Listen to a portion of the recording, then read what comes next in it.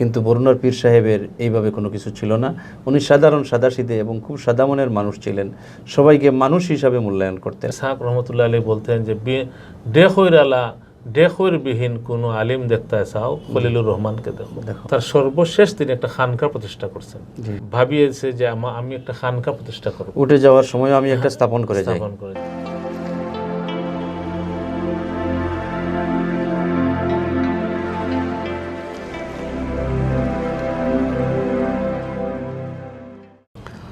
বিসমিল্লাহির রহমানির রহিম, আলহামদুলিল্লাহি রাব্বিল আলামিন, ওয়াসসালাতু ওয়াসসালামু আলা সাইয়্যিদিল মুরসালিন ওয়া আলিহি ওয়া আসহাবিহি ওয়া আহলি বাইতিহি আজমাইন। আম্মা বা'দু, ফাআউযু বিল্লাহি মিনাশ শাইতানির রাজীম। বিসমিল্লাহির রহমানির রহিম। কুল্লু মান আলাইহা ফান ওয়া ইয়াবকা ওয়াজহু রাব্বিকা যুল জালালি ওয়াল ইকরাম।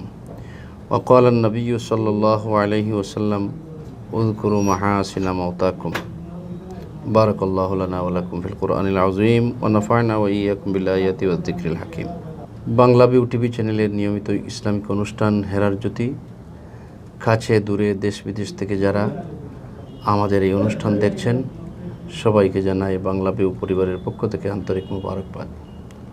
সম্মানিত দর্শক শ্রোতাবৃন্দ, আমরা সপ্তাহের বৃহস্পতিবার রাত 9টায় প্রতি সপ্তাহে এই অনুষ্ঠান হয়ে থাকে।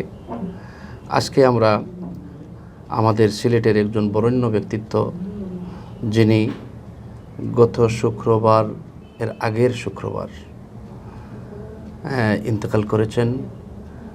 বৃহস্পতিবার দিবাগত রাত্রে উনি ইন্তেকাল করেছেন রাত 10 ঘটিকায়, এবং শুক্রবার জুমা পর 3টার সময় ওনার জানাজা হয়েছে। তো এই বর্ষিয়ান আলেম এবং বুজুর্গ ব্যক্তি উনি আমাদের ছেড়ে চলে গেছেন। আজকে ওনার জীবন নিয়ে আমরা জীবন এবং কর্ম নিয়ে আলোচনা করব ইনশাআল্লাহ। তো ওনার জীবন ও কর্ম আলোচনা করার জন্য আমাদের স্টুডিওতে আমন্ত্রণ জানিয়েছি বিশিষ্ট আলেমের দিন, বানিয়াচং ফাজিল মাদ্রাসার সম্মানিত প্রিন্সিপাল, বিশিষ্ট লেখক, গবেষক, বহু গ্রন্থ প্রণেতা হযরত মাওলানা শেখ আব্দুল হোসেন খান। আসসালামু আলাইকুম, ভালো আছেন আপনি? জি আলহামদুলিল্লাহ, আল্লাহ রাব্বুল আলামিনের পরম করুণায় আমরা ভালো আছি। আর আমি আজকে বাংলা ভিউ এর এই জনপ্রিয় অনুষ্ঠানে আমি সকল শ্রোতা দর্শক ভাইদেরকে অভিনন্দন জানাচ্ছি এবং সবাইকে শুভেচ্ছা জানিয়ে আমি তাদের শুকরিয়া জ্ঞাপন করছি, বিশেষ করে যা আমাকে এই বরেণ্য আলেমের জীবন ও কর্ম বিষয়ে কথা বলার জন্যে, আমাকে আমন্ত্রণ করার জন্যে আমি সম্মানিত উপস্থাপকেরও মোবারকবাদ জানাচ্ছি। ধন্যবাদ আপনাকে। তো আমাদের বৃহত্তর সিলেট জেলার মৌলভীবাজার, বর্তমান মৌলভীবাজার জেলার শ্রীমঙ্গল থানার বা উপজেলার বরুণা এলাকা, সেই এলাকায় কুতবে আলম হযরত হুসাইন আহমদ মদনী রহমতুল্লাহ আলাইহির অন্যতম একজন খলিফা ছিলেন হযরত লুৎফুর রহমান বরনবী, যিনাকে আমরা বরুণার পীর সাহেব বলতাম। তো ওনার বড় ছেলে হযরত মাওলানা শেখ খলিলুর রহমান আমাদের কাছ থেকে চলে গেছেন। ওনার জীবন এবং কর্ম নিয়ে আজকে আমরা আলোচনা করছি। প্রথমেই আমরা আপনার কাছ থেকে জানতে চাইব ওনার জন্ম এবং শৈশবকাল সম্পর্কে। ওনার আসলে উনি একজন, যেটা আপনি বলেছেন যে একজন, তিনি বরেণ্য আলেম। আমি মনে করি যে মুসলিম উম্মার রাহবার ছিলেন। জি। তো উনি বরুণা হামিদনগর, এখানে ওনার জন্ম হয়েছে 1941 সালে। তো সেই হিসাবে আমরা মনে করেছি যে আমরা হিসাব করে দেখলাম যে উনি প্রায় 80 বৎসর বেঁচে ছিলেন। তো মূলত ওনার পারিবারিক পরিমণ্ডলেই ওনার হাতে খড়ি লেখাপড়া। তিনি বরুণা মাদ্রাসায় তিনি লেখাপড়া করেছেন তার বাবার কাছে, এবং এই শৈশব কৈশোর এগুলো তার বরুণাতেই কেটেছে, নিজ এলাকায় কেটেছে। তো তিনি হযরত শেখ বরনবী রহমতুল্লাহ আলাইহির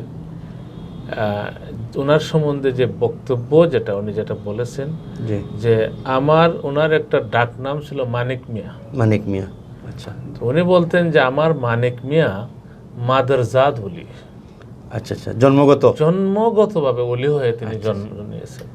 আচ্ছা। তো এটা পরবর্তী জীবনে এটা দেখা গেছে ওনার যে ছোটবেলায় একবার উনি রাস্তা থেকে কুড়াইয়া একটা মটরের মতো কি একটু খেয়ে ফেলছিলেন। আচ্ছা। তো আয়েশা আব্বাকে বললেন যে এইটা তো আমি খেয়ে ফেলছি, কারণ ওনাকে আমি তো ওইটার মালিককে জিজ্ঞাসা করিনি।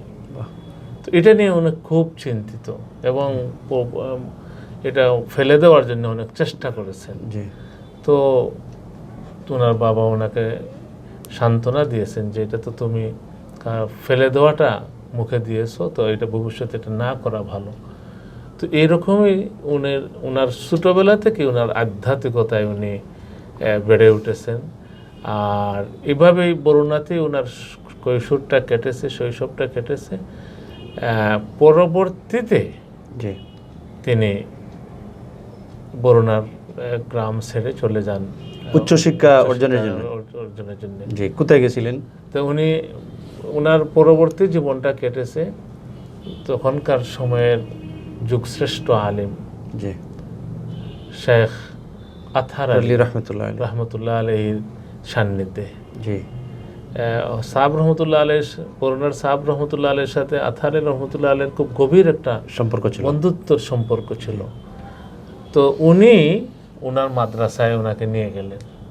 ওনার মাদ্রাসা কিশোরগঞ্জে জামিয়া ইমদাদিয়া কিশোরগঞ্জ। সেখানেই মূলত তিনি উচ্চতর লেখাপড়া করেছেন। মানে দাওরা হাদিস না, এর আগ পর্যন্ত ওখানে পড়েছেন। এরপরে উনি পাকিস্তানের করাচি ইউসুফ বিন নুর রহমতুল্লাহ আলীর মাদ্রাসা, সেখানে ইউসুফ বিন নুর রহমতুল্লাহ আলীর কাছে বুখারী শরীফ সহ অন্যান্য ওলি হাসান টুনকি রহমতুল্লাহ আলী ওনাদের খেদমতে চলে গেলেন এবং সেখান থেকেই তিনি দাওরা হাদিস সনদ লাভ করেন, তাখাসসুস পড়েন। ওনার সাথী ছিলেন আমাদের সিলেটের অন্যতম শাইখুল হাদিস আল্লামা ইসহাক রহমতুল্লাহ আলাইহি, যিনি কাজীর বাজার মাদ্রাসা আর অন্যান্য মাদ্রাসায় এবং বহু গ্রন্থ প্রণেতা। তিনি বলেছেন যে মৌলানা খলিলুর রহমান হামিদি উনি এমন এক মানুষ যাকে তখন ওই মাদ্রাসাওয়ালারাই উনাকে নাকি সেখানে শিক্ষকতার জন্য রাখার চেষ্টা করেছিলেন পাকিস্তান। এবং ওনার যে পার্চা ছিল, সেই পার্চা কিশোরগঞ্জে ওইটা এরকম ছিল যে পেপারগুলো সংরক্ষণ করে রাখা হতো। 50-এর মধ্যে 50, 100-র মধ্যে 100, এরকম একটা অবিশ্বাস্য কাণ্ড তিনি ঘটাইছেন। তো ইসহাক রহমতুল্লাহ আলী বলতেন যে উনাকে গোসল করানোর জন্যে আমরা সবাই ধরে নিয়ে যেতে হতো। তিনি কিতাবের মধ্যে এমনভাবে নিমগ্ন থাকতেন, তার চুল লম্বা হয়ে যেত, তার হাতের নখ লম্বা হয়ে যেত, কিন্তু তিনি দর্শতদৃশের মধ্যে এতটাই নিমগ্ন, মানে ইলিম পিপাসু, ইলিম পাগল যাকে বলা হয়। তো এরকম আছে যে তিনি ঘুমাইতেন না। কি করতেন, ওই যে ডেস্ক আছে, ডেস্কের উপরে মাথা দিয়ে কিছুক্ষণ ঘুমাইলেন। তো সবাই বললেন যে বিছনায় ঘুমাও। তখন তিনি কি করতেন, নামাজের জন্য দাঁড়িয়ে যেতেন। আর ঘুমটা যতটুকু হয়েছে এই ডেস্কের উপরে হয়েছে। এই ছিল ওনার লেখাপড়ার ধরনটা। আচ্ছা, যাই হোক, আমরা ওনার জীবন সম্পর্কে আমরা জানলাম এবং শিক্ষা জীবন এবং শৈশবকাল সম্পর্কে। আমরা এখন আরেকটু আপনার কাছ থেকে জানবো যে ওনার কর্মজীবনের সূচনা এবং কর্মজীবনের শেষ, এই বিষয়টা আমরা আপনার কাছ থেকে জানবো। ওনার মূলত কর্মজীবন, ওই যে বললাম যে ওনাকে বিভিন্ন প্রতিষ্ঠানে শাইখুল হাদিস হিসাবে নেওয়ার প্রস্তাব দিয়েছে, কিন্তু বিশেষ করে ইউসুফ বিন নুর রহমতুল্লাহ আলী, বরুণার সাহাব রহমতুল্লাহ কাছে চিঠি লিখেছেন পর্যন্ত যে আমরা ওনাকে আমাদের প্রতিষ্ঠানে চাই। সাহাব রহমতুল্লাহ আলী এই প্রস্তাব গ্রহণ করে বিনয়ের সাথে ফিরিয়ে দিয়েছেন এবং তিনি বলছেন যে আমার এখানে তার তো দরকার। তো উনি আসার পর থেকেই বরুণা মাদ্রাসার তিনি দর্সে হাদিসের কর্মজীবনের সূচনা এবং শুরু এবং শেষ বলা যায় যে তিনি প্রায় 50 বছর ধরে এই খেদমত আঞ্জাম দিয়ে যাচ্ছেন শেখুল হাদিস হিসাবে এবং মুহতামিম ওনার মৃত্যুর আগ পর্যন্ত। এবং ওনার সবচেয়ে বড় যে জিনিসটা দাগ কাটে যে উনি যখন হসপিটাল থেকে গেলেন বাড়িতে যাওয়ার কথা বলেন এবং আমাকে দর্সে হাদিসের মসনদে নিয়ে যাও আর মাদ্রাসায় নিয়ে যাও। আর এই যে একদম শুরু থেকে শেষ পর্যন্ত বরুণা মাদ্রাসার জন্য তার পুরো জীবনটা তিনি ওয়াকফ করে দিয়েছেন। আচ্ছা, যাই হোক, আলহামদুলিল্লাহ আমরা জানলাম যে কর্মজীবনের সূচনা এবং শেষ এই বরুণা মাদ্রাসায় উনি কাটিয়েছেন। ইলমে দিনের খেদমত আর কিভাবে ওনার ইলমে দিনের খেদমত আছে আমরা একটু জানতে চাই। উনি তো আসলে বহুমুখী প্রতিভার অধিকারী ছিলেন। তিনি একাধারে আধ্যাত্মিকতায় নিমগ্ন ছিলেন, লক্ষ লক্ষ ওনার মুরিদ ছিল। আচ্ছা, এই তাদেরকে তাজকিয়া আত্মশুদ্ধির পন্থা বাতলে দেওয়ার জন্য তিনি শুধু বাংলাদেশে নয় পৃথিবীর বহু দেশে তিনি সফর করেছেন, দিন প্রচার করেছেন। আর দ্বিতীয়ত তিনি সমাজ সেবামূলক কাজ এটাকে বড় পছন্দ করতেন। আচ্ছা আচ্ছা, ওনার ছেলেরা বিশেষ করে যখন আফ্রিকায়, ইংল্যান্ডে, তারপরে আপনার যে আমাদের নেপালে যখন দুর্ভিক্ষ হয় তখন তিনি ওনাদেরকে বলছেন যে তোমরা নেপালে সাহায্য নিয়ে যাও, হিন্দু মুসলমান বিবেচনা নির্বিশেষে। এটা মানবতার ডাকে তিনি সাড়া দিতেন। আর এটা আর বাকি হলো যে তিনি আপনারা জানেন যে আঞ্জুমানে হেফাজত ইসলামেরও আমির ছিলেন। 50 গড়ি পরিকল্পনা নিয়ে তিনি সারা বাংলাদেশে 50 ঘরকে কেন্দ্র করে একটা ইউনিট, একটা আমির, একজন নাজিম, একজন মুআল্লিম এবং কিছু সদস্য মিলে এরা প্রতি সপ্তাহে একটা মসলা শিখবে এবং সূরা কিরাত মশক করবে। এটা পুরুষ এবং মহিলা উভয় সেক্টরে তিনি কাজ করেছেন।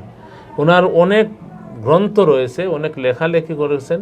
তো এই যে মানে তিনি কাজগুলো করেছেন, এছাড়া আপনি জানেন যে উনি একজন উচ্চ মানের সাহিত্যিক ছিলেন।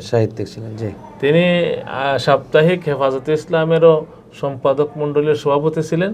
আবার মাসিক যখন এটা হলো, এটা শুরু থেকে শেষ পর্যন্ত তিনি এটার সম্পাদনা পৃষ্ঠপোষকের দায়িত্ব পালন করেছেন। এখানে আপনার কাছ থেকে আরেকটা বিষয় জানতে চাই। আমি শুনেছি যে এই যে 50 গড়ে একটা ইউনিটি করছিলেন, এই 50 গড়ে কেউ যদি খুশি বিক্রি করতো তাহলে এদেরকে অবগত করতো, গাছ বিক্রি করুক, মাছ বিক্রি করুক, ছাগল গরু বিক্রি করুক, এদেরকে অবগত করতো। এরা যদি এগুলো না কিনতো তাহলে অন্য জায়গায় নিয়ে যাওয়া হইতো। এতে হইল কি যে এই যে এলাকার বা দেশীয় একটা পশু, দেশীয় একটু খাবার আরেকজনে খাওয়ার সুযোগ পাইলো, কেনার সুযোগ পাইলো এবং কম দরে সুযোগ পাইলো। উনি বাজারে নিয়ে যাবে, তারপরে কষ্ট করবে, এইটা থেকে উনি রেহাই পাইলো। আর উনি বাজার থেকে আনবে, কষ্ট করবে, এইটাও অনেক সুন্দর সুন্দর ওনার আইডিয়া ছিল। এরকম অনেক সুন্দর সুন্দর আইডিয়া ছিল। আপনি ওনার বাড়িতে গিয়ে দেখেন যে উনি পশু পাখি এগুলা লালন পালন করতেন, বিড়াল পালতেন, জীবের প্রতি ওনার একটা বিড়াল পালতেন। তো জীবের প্রতি যে ওনার যে দয়া, ওনার সর্বশেষ একটা বিড়াল উনি কোথায় নাকি পাইছিলেন, নিয়ে আসছেন। আমি বরুণাতে গিয়ে দেখি যে এই বিড়ালটা কুকুরের মতো বড়, আচ্ছা বড় এটাও ঘুমায় থাকে জায়গায় জায়গায়, কিন্তু খাবারে হাত দিবে না। আচ্ছা, এই বিড়াল কখনো খাবারে হাত দেয় না, তাহলে দিলে খাবে। তো এইভাবে পশু পাখির প্রতি দরদ যার আছে, মানুষের জন্য দূরত্ব তার অবশ্যই অনেক বেশি পরিসীম ছিল। বিশেষ করে কেউ গেলে খাবার না খাইয়ে আসতে পারতো না, নিজ হাতে মেহমানদারি করতেন। যে আমিও কয়েকবার গেছি, নিজ হাতে মেহমানদারি করতেন এবং উনি সর্বদা মানুষের কল্যাণে কাজ করেছেন, আমি যেটুকু দেখেছি। আচ্ছা, আমরা ওনার সমাজসেবা সম্পর্কে জানলাম। তারপরেও দান খয়রাতে কিন্তু উনি খুব বেশি ছিলেন। যে রসুল করিম সাল্লাল্লাহু আলাইহি ওয়াসাল্লামের এক হাদিস যে 7 রকমের মানুষ আরশের ছায়ার নিচে স্থান পাবে, তার মধ্যে হতে একরকম মানুষ হইল ওয়ারাজুলুন তাসাদ্দাকা বিসাদাকাতিন ফাআখফাহা হাত্তা লা তা'লাম শিমালুহু মা তুনফিকু ইয়ামিনুহু, যে ডান হাতে সাদকা করলে বাম হাতে যেন টের না পায়। আমি কয়েকবার গেছি বা অনেক মানুষ গেছেন, উনি হাদিয়া দিতেন, সবাইকে প্রায়ই হাদিয়া দিতেন এবং দান খয়রাত খুব বেশি করতেন। এবং ওনাদের বাড়িতে এখনও যে মেহমানদারির একটা ব্যবস্থা আছে, এটা কিন্তু অতুলনীয়। মেহমানদারি সম্পর্কে আপনি একটু বলেন। হ্যাঁ, এটা আমি বিশেষ করে ছোটবেলায় উনি তো আমার বড় বোনের ভগ্নিপতি। জি। তো সেই হিসাবে ওনাকে আমি দেখেছি। ওনার একটা অভ্যাস ছিল যে কেউ চাইলে তিনি না করতে পারতেন না, আর না চাইতেও তিনি দিতেন। আত্মীয় স্বজন, আলেম, উলামা যারাই ওনার কাছে আসতেন, যে আল্লাহ রসুলের যে মোবারক বাণী আছে, তাহা দাও হাদিয়া দেও তোমরা, এটার বাস্তব প্রতিচ্ছবি ছিলেন। অনেকেই টাকা নিয়ে দিতে পারে না, তো উনি একটা হাসিয়ে বলতেন যে খোদার ব্যাংকে দিয়ে দিলাম, খোদাই ব্যাংকে চলে গেছে, এটা আর আমি আশাও করি না। তো এভাবে অজস্র মানুষের বিয়ে শাদী দিয়ে দিয়েছেন, লেখাপড়ার খরচ জোগাইয়েছেন। এটা কোনো জানাশোনার কোনো আমাদের হিসাব করে কষে বের করা যাবে না। তবে এটা ঠিক, যে কোনো আলেম বরুণাতে যাক, ওয়াজ করুক আর নাই করুক, হজরতের সাথে দেখা হয়েছে, সে হাদিয়া পায় নাই, এটা একটা ঘটনা হইতে পারে না। হয়তো হজরতের সাথে দেখা হয় নাই, হয়তো তিনি বলেছেন কাউকে দেওয়ার জন্য, কিন্তু সে দেয় নাই, এরকম হইতে পারে। কিন্তু ওনার দরজা ছিল সকলের জন্য খোলা। যাই হোক, আমরা এরকম একজন মানুষকে হারালাম, এত সমাজসেবায় এবং মানুষের প্রতি, জীবের প্রতি এত মায়া মহব্বত ছিল। আমরা ইলমে তাসাউফ সম্পর্কে একটু জানতে চাই, যেহেতু আপনার বড় ভগ্নিপতি এবং আপনি অনেক এটা খুব ভালো জানি যে আমি ওনাকে রাতে দেখেছি, সকালে দেখেছি, ফজরে দেখেছি, ঘুমাইতে দেখেছি। উনি এক কথায় যদি বলি যে উনি আধ্যাত্মিকতার যে সার বা মগজ যেটা ছিল সেটা তিনি ধারণ করতেন। মাশাআল্লাহ। এক সাহাবীকে আল্লাহ রসুল বলেছিলেন যে এই সাহাবী জান্নাতি। তো পরে আরেকজন সাহাবী গোয়েন্দাগিরি করতেছিলেন যে ওনার বাড়িতে গেছেন মেহমান সাজ্জা, দেখার জন্য কি আমল, দেখে যে কোনো আমল করে না। তো পরে উনি বলতে বাধ্য হয়েছে, ভাই তুমি কি আমল করো? তো সে বলল, আমি কাউকে ঘৃণা করি না, আমার বিদ্বেষ মুক্ত অন্তর। বরুণার সাহাবের আধ্যাত্মিকতার চরম পর্যায়ে, যেটা আমাদের বুজুর্গানের দিন বলেন যে পীর হওয়ার চেয়ে বড় কাজ হলো মানুষ হওয়া, প্রকৃত মানুষ হওয়া। তিনি ছিলেন প্রকৃত মানুষ। তার মধ্যে কোনো অহংকার ছিল না, তিনি অত্যন্ত বিনয়ী ছিলেন। তিনি যে পীর সাহেব, তিনি যে এত বড় উঁচু দরের আলেম, কখনো আমাদের ইসহাক রহমতুল্লাহ আলী বলতেন যে ডেখৈর বিহীন কোনো আলিম দেখতে চাও, খলিলুর রহমানকে দেখো। এলিমের ডেখৈর নাই, পিরাকির কোনো ডেখৈর নাই, নিজেকে গোটায় রাখতেন। বরুণার সাহেব বলতেন যে তোমরা নিজেকে ছোট মনে করো, এটার তিনি বাস্তব প্রতিচ্ছবি ছিল। আর তিনি আধ্যাত্মিকতায় মাশাআল্লাহ তাহাজ্জুদ কখনো মিস হয় নাই, কখনো মিস হয় না। আপনার শেষ আমলটা হয়তো দেখছেন যে 2টার সময় ডাক্তাররা বলতেছে 2টার সময় মাস্ক খুলে ফেলতেন, মাস্ক খুলে মিসওয়াক করতেন। এটা আমি ইউটিউবে দেখেছেন আপনারা। এটাই হলো ওনার জীবন। তো মাশাআল্লাহ, ওনার অনেক খলিফা আছে, ওনার অনেক মজাজ আছে সারা বাংলাদেশে আধ্যাত্মিকতার ক্ষেত্রে তিনি প্রচুর। এবং আপনারা শুনে খুশি হবেন, তার সর্বশেষ তিনি একটা খানকা প্রতিষ্ঠা করছেন। এই খানকার মসজিদে আবু তুরাব, এটার নাম। এই আবু তুরাব মসজিদে খানকার প্রথম উদ্বোধনী বয়ানও তিনি রেখে গেছেন, এবং এখন পর্যন্ত এটা চলছে। প্রতি সপ্তাহে, প্রতি মাসে তাদের জিক্রের বা অন্যান্য কাজ এখান থেকে আঞ্জাম হবে, এটা তিনি সেট করে দিয়ে গেছেন। তো আগের পূর্বসূরি উলামায়ে কেরামের খানকা ছিল, আমাদের দেশে খানকার সিস্টেম উঠে গেছে। তো এই বিষয়টাই ওনাকে ভাবিয়েছে যে আমি একটা খানকা প্রতিষ্ঠা করব। উঠে যাওয়ার সময় আমি একটা স্থাপন করে যাই। তো মাশাআল্লাহ, এটা ওনার একবারে আমি বলবো যে ওনার রক্তের সাথে মিশেছিল তাসাউফ। মাশাআল্লাহ, মাশাআল্লাহ। আসলে আজকে আমাদের সমাজে আধ্যাত্মিকতার খুবই অভাব। আমরা অনেক পীর বুজুর্গ বা অনেক পীর নামের মানুষকে দেখি, যাদের লম্বা লম্বা চুল, মুছ বড়, দাড়ি নাই, এবং তারা শাহানশাহ একটা চেয়ারে বসা।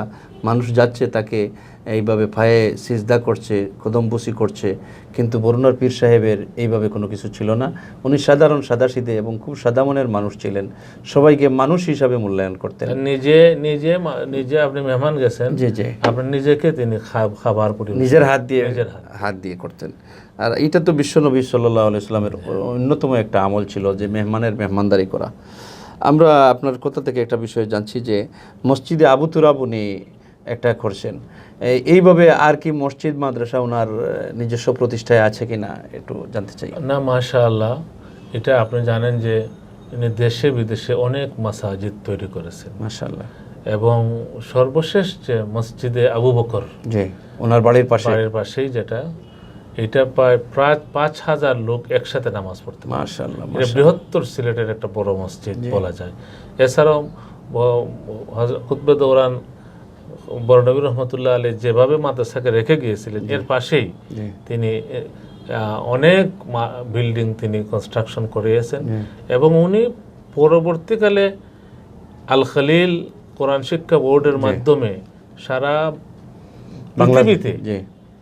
পৃথিবী জুড়ে এই কোরআনের শিক্ষার প্রচারের জন্য যে একটা 5 তলা বিল্ডিং করেছেন, যেটা আপনার এখন আল খলিল বোর্ড, যেখানে কোরআন শিক্ষা বোর্ড।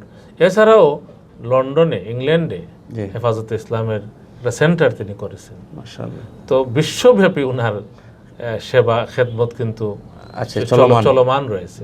তিনি চলে গেলেও এই খেদমতগুলো কিন্তু এখন বন্ধ হয়ে যায়। যাই হোক, আমরা অনেক কিছু জানলাম। মসজিদ মাদ্রাসা প্রতিষ্ঠা করেছেন, ইলমে তাসাউফ বিষয়ে জানলাম, সমাজসেবা বিষয়ে জানলাম। আরেকটা বিষয়ে আমাদের জানার খুবই আগ্রহ, ওনার রাজনৈতিক দর্শন কি ছিল? ওনার রাজনৈতিক চিন্তাধারাটা খুব প্রখর ছিল। আচ্ছা। তিনি যদিও কোনো সক্রিয়ভাবে কোনো রাজনৈতিক দলীয় কর্মীর মতো কাজ করতেন না, তিনি বিশ্ব রাজনীতির একটা অনুধাবন বা কে কোথায় যাচ্ছে, বা বাংলাদেশের রাজনীতি এতটাই, যে মদনী রহমতুল্লাহ যেভাবে পেপার পত্রিকা পড়তেন, তিনি কেউ যদি ওনাকে একটা পত্রিকা দিত, এটা খুব খুশি হইতেন, এবং এটা খুব সব পৃষ্ঠা পড়তেন।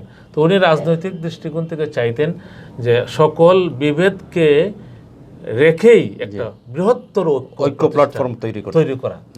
আমাদের দেশে যে ঐক্য জোটগুলো হয়েছে, তিনি এটার মৃদু সমালোচনা করতেন। আরে অমুককে বাদ দিয়ে তমুককে বাদ দিয়ে এটা কি রকমের ঐক্য হলো? ঐক্য হলে পাকিস্তানের মতো ঐক্য করতে হবে। পাকিস্তানের মজলিসে মুত্তাহাদা আমল, এটাকে সামনে রেখে আমরা করি না কেন? এটা তিনি আমাকেও নিজেও মাঝে মধ্যে বলতেন যে আমাকে তো মানুষের সমালোচনা করবে এটা বললে, কিন্তু এরকম তিনি বৃহত্তর ঐক্য চাইতেন, মুসলমানের ঐক্য, মতভেদ, হ্যাঁ, আল্লাহকে তাওহীদবাদী মানুষের ঐক্য। আমরা তো সবাই এক আল্লাহ মানি, এক রসুল মানি, আখিরাত মানি। এই ভিত্তিতে তিনি বলছেন যে এই ছোটখাটো ইখতিলাফ থাকুক, মতভেদার দোলাদলি পায়ের নিচে দেব ফেলি, মধুর তানে তান ধরিব ইল্লাল্লাহ রাজা, পাগল হয়ে নামবো মোরা, করব পাগল বিশ্ব সারা, জানিয়ে দেব জগৎটাকে আমরা মুসলমান। এই কনসেপ্টে তিনি এছাড়া তিনি রাজনৈতিকভাবে খেলাফত মজলিস, আল্লামা আজিজুল হক রহমতুল্লাহ আলাই, তারপরে যে বড় বড় ঢাকার যে সমস্ত ওলামা একরাম, তারা কিন্তু প্রায়শই এখানে চলে আসতেন বরুণাতে, এবং ওনাকে বারবার বলা হয়েছিল যে আপনি বিভাগ বোর্ডের চেয়ারম্যান হন। তিনি বলছেন যে না, আমি এটার যোগ্য না, তোমরা হাটাজারিতে চলে যাও। তো হাটাজারিতে গেলে কি লাভ হবে সেটাও তিনি বলছেন। তো উনি নিজেকে গোটায় রাখতেন। এমনিতে খেলাফত মজলিসের অভিভাবক পরিষদের অন্যতম সদস্য তিনি ছিলেন। আচ্ছা আচ্ছা, এটা তিনি ওনাকে সম্মান হিসেবে রাখত। আর এইভাবেই তিনি রাজনৈতিক ময়দানে নিজের অভিভাবকের দায়িত্ব পালন করতেন। যাই হোক, আমরা জানলাম রাজনৈতিক চিন্তা চেতনা। ওনার পারিবারিক জীবন নিয়ে আমরা আপনার কাছ থেকে একটু জানতে চাই।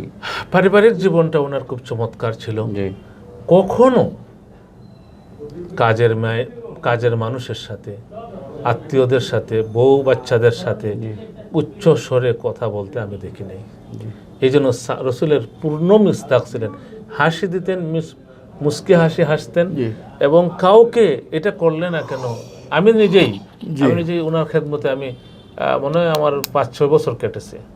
আমরা ওনার কাপড় ধুইছি, আমি পায়ে তেল মালিশ করেছি, সফর থেকে আসলে গা টিপে দিয়েছি। হয়তো অনেক ভুল ভ্রান্তি হয়েছে আমার। সেই সময় নূর আলম, বদরে আলম, এগুলো এরা ছোটো ছিল, তারা কিছু, আমি ছিলাম তখন। কখনো কোনোদিন, তারপরে পরবর্তী জীবনে যখন আমার দায়িত্ব হইল, আমি পত্রিকার সম্পাদক হইলাম, কখনো কোনো বিষয়ে কোনো রাগ করতে আমি দেখিনি। আর সকলের প্রতি তিনি সদালাপী ছিলেন। এবং যেটা বলছি আগে, যে সবচেয়ে বড় কারামত ওনার, উনি নিরহংকারী ছিলেন, বিনয়ী ছিলেন, খাইতেন অত্যন্ত অল্প। এই যে এই তিন 3 আঙ্গুলের লোকমা হইতো। জি একটা আপেল যদি কেউ দিত, ওনাকে না কাটিয়া যে এমনি কাটতে কামড়ায়, এটা তিনি পছন্দ করতেন না।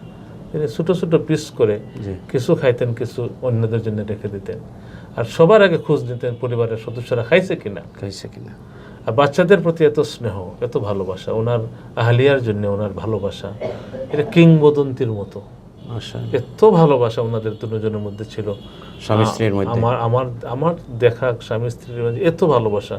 যেমন একটা ছোট্ট ঘটনা বলি আমি, এটা আপনার সময়টা নেই, যে উনি যখন আমার বোন প্রায় হতো, অপারেশন করতে হতো, উনি বিভিন্ন রোগে ভুগে, তো অপারেশন থিয়েটারে আমরা ওনাকে বুবু ডাকতাম।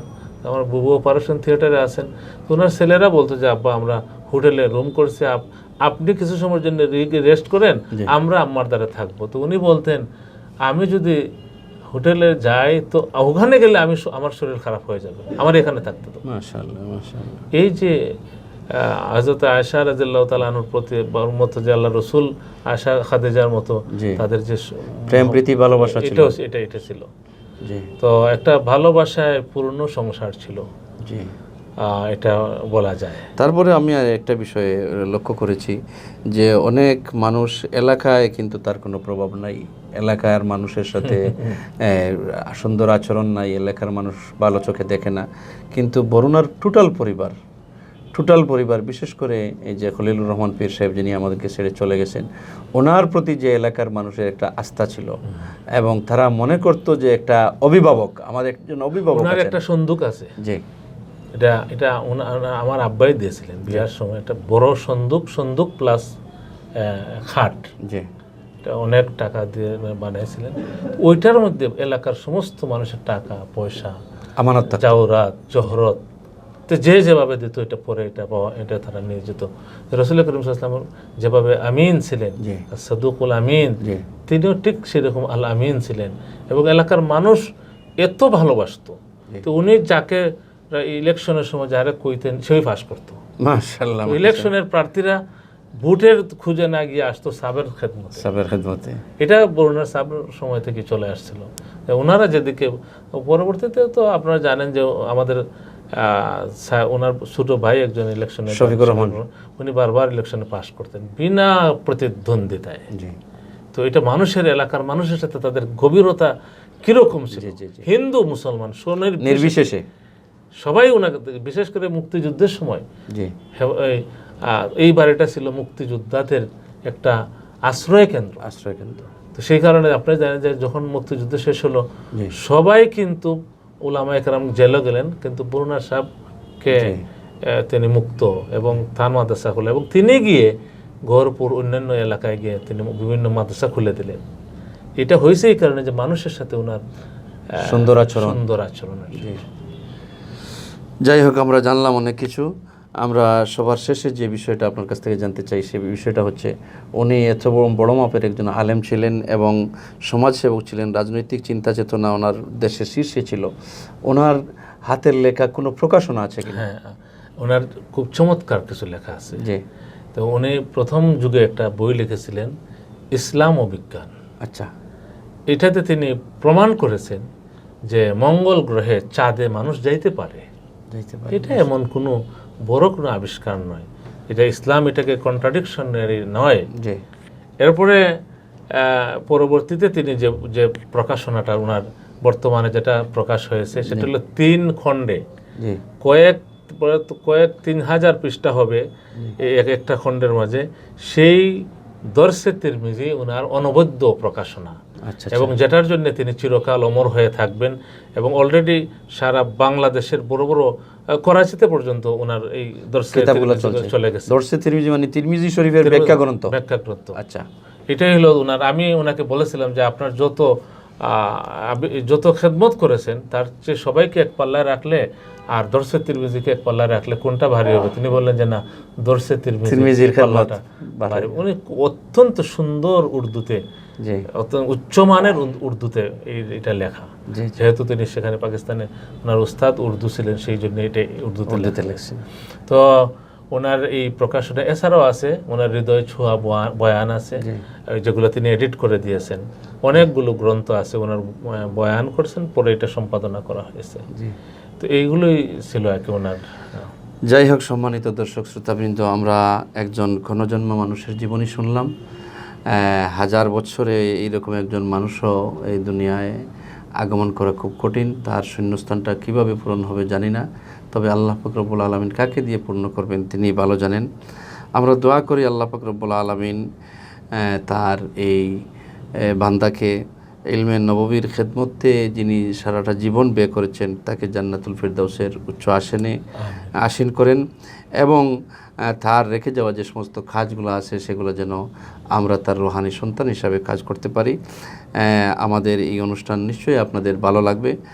আমাদের এই অনুষ্ঠান আপনারা লাইক করবেন, কমেন্ট করবেন, অন্যকে জানার সুযোগ করে দিবেন। প্রতিদিনের মতো আজকেও আমরা আপনাদের কাছ থেকে বিদায় নিচ্ছি। ইনশাল্লাহ দেখা হবে। মুহতারাম মেহমান হযরত মাওলানা আব্দুল হোসেন খান সাহেব কষ্ট করে আমাদের এখানে সময় দিয়েছেন, আলোচনা করছেন, এর জন্য আপনাকে আমরা বাংলা ভিউ টিভি চ্যানেলের পক্ষ থেকে আন্তরিক মোবারকবাদ। যে আপনাকে অনেক ধন্যবাদ যে আমি এত বড় একজন বড় মাপের মানুষের জন্য সামান্য হলেও কিছুটা করতে পেরেছি, এই জন্য আমি আপনাদের কাছে কৃতজ্ঞ। জি, ধন্যবাদ। সম্মানিত শ্রোতাবৃন্দ, আসসালামু আলাইকুম ওয়া রাহমাতুল্লাহ।